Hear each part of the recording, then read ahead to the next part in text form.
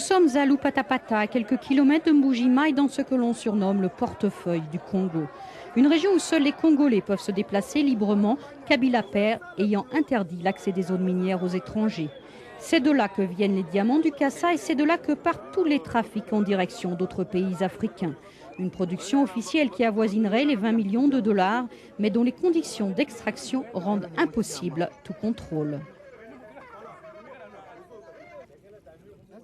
La guerre a très mal fait. Vous voyez, nous n'avons pas le moyen de bien travailler. Tous nos camarades qui sont au front, là où il y a l'ennemi, même vis-à-vis de l'ennemi, vivent toujours de peur, malgré l'intervention de la MONUC que nous attendons. Longtemps critiqué, le déploiement des troupes des Nations Unies est désormais bien accueilli.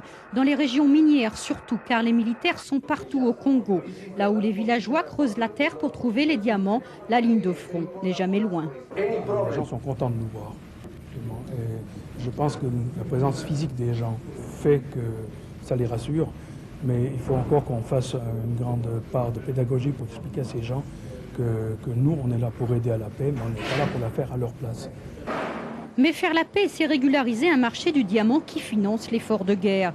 Dans la capitale Kinshasa, les responsables de la société minière de l'État se refusent à tout commentaire. Même réaction du côté de cette compagnie israélienne qui s'est appropriée sous Kabila père le monopole d'achat des diamants.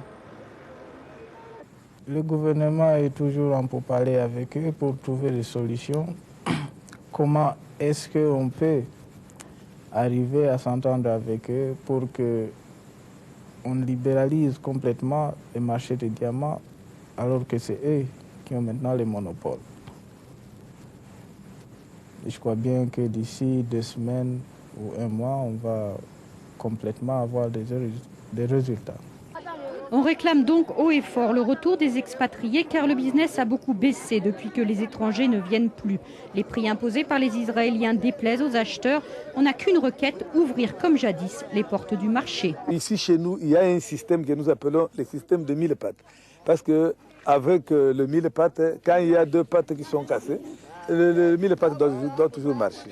Mais si vous avez un système de marché avec 2 pattes, quand l'une est cassée, c'est fini, vous devenez infirme. 3 ans de guerre, 30 ans de moboutisme, l'une des régions les plus riches du Congo est aussi la plus sous-développée. On attend beaucoup des promesses de paix du nouveau président, mais Joseph Kabila n'a pas eu encore le temps de mettre les pieds dans la région.